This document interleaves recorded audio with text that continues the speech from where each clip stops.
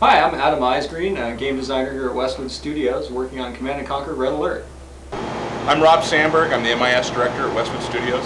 Well, my name is Joe Bostic. I'm the lead coder for Red Alert and Command & Conquer. Roses and clover, and tell her that her lonesome nights are over. Sandman. Hi, welcome to Westwood Studios here in fabulous Las Vegas, Nevada. My name is Louis Castle. I'm the Vice President of Creative Development and a co-founder of the company. I hope you enjoy what you see on the tape today. I think we have some pretty interesting stuff to show.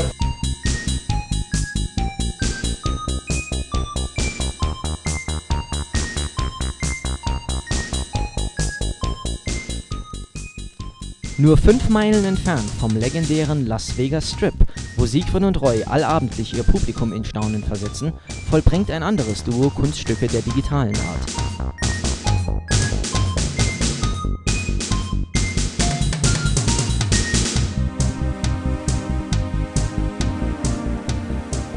Denn hier bei Westwood Studios entwickelten Lou Castle und Brad Sperry, unterstützt von 100 Zauberlehrlingen, den Superhit Command & Conquer. Die Individualität dieses Unternehmens zeigt sich besonders in den je nach persönlichem Geschmack eingerichteten Büros. Woran man wieder einmal erkennt, dass man über Geschmack nicht streiten kann.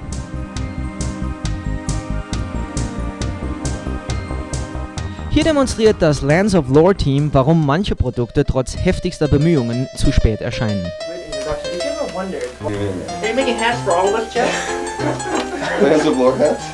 I can juggle. You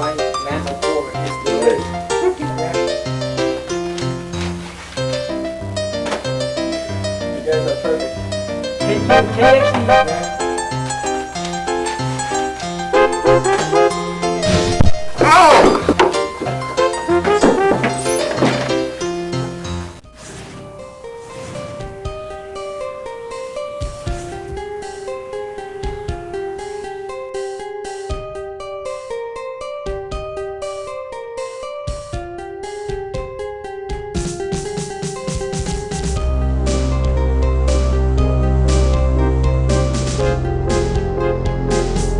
The story of Lands of Lore 2 is just a continuation of the events of Lands of Lore 1. There are a number of characters that carry over. Most notably, the character you play this time is Luther, who is the son of Scotia, who was the evil sorceress in Lands of Lore 1.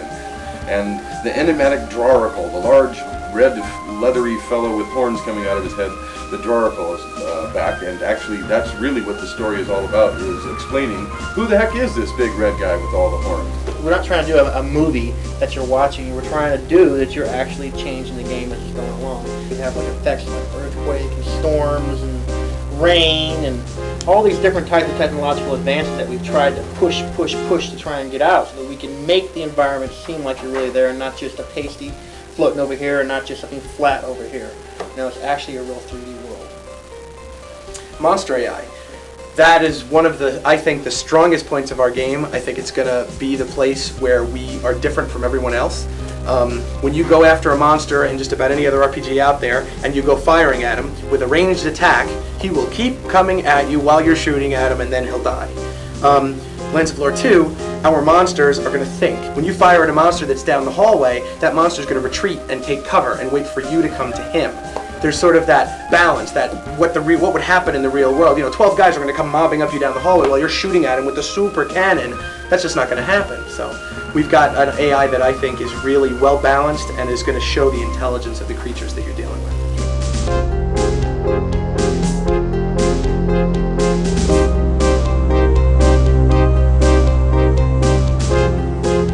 Westwood plant die Veröffentlichung von Lands of Lore 2, Guardians of Destiny, für Weihnachten dieses Jahres.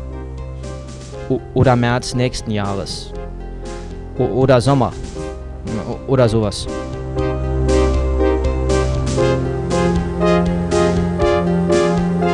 I'm Rob Sandberg. I'm the MIS director at Westwood Studios. This is our server rack. What you see here is about 500 gigabytes of magnetic assets. Over here is our cable plant. This cable plant represents all of the workstations at Westwood Studios. Our typical user has anywhere from 3 to 5 computers, voice, data, modem, fax, ISDN, a myriad of applications. I can show you that I actually have this hostage. This is the only physical specimen of Tiberium from Command and Conquer that anybody has.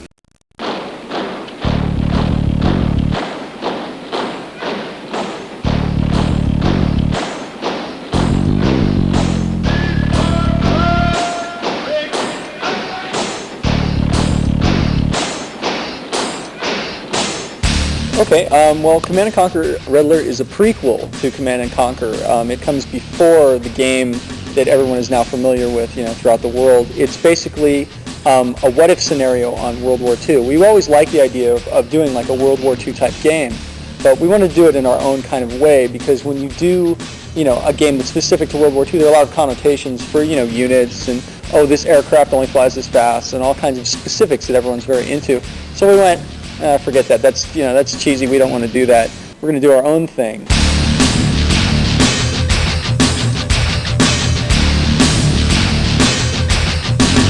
The Allies are the real naval power in the game. They've got all of the big heavy naval units.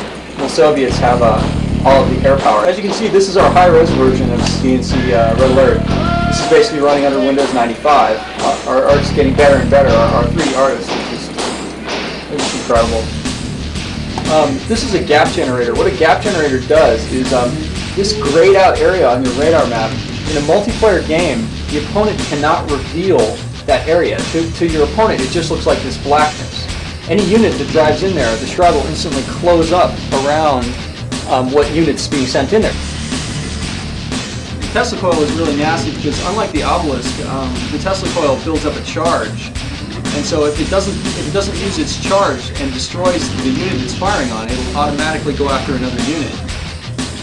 Also, we also have mine layer units now. You can build a mine layer, drive it out in the field, and start dropping mines. So your opponent, your opponent won't see them. So unless he sees your little unit going around and he, figures to fire at the ground there and blow the mines up, you can lay traps for your opponent.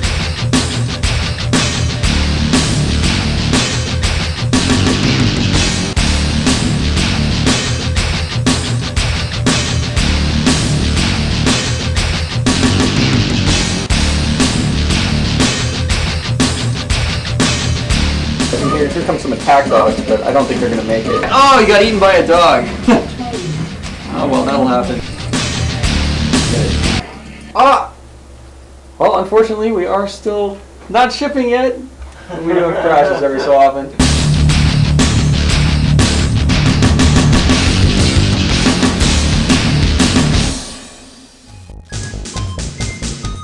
Der Name Westwood Studios kommt nicht von ungefähr. Der größte Greenscreen im Staat Nevada, unzählige Requisiten und modernstes Kameraequipment hält selbst im Vergleich mit Hollywood stand.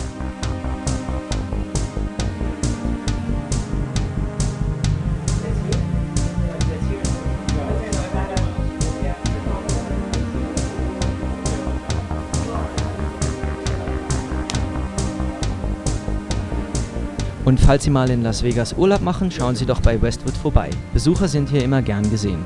We love to meet the people that play our games, and we've never turned a visitor away.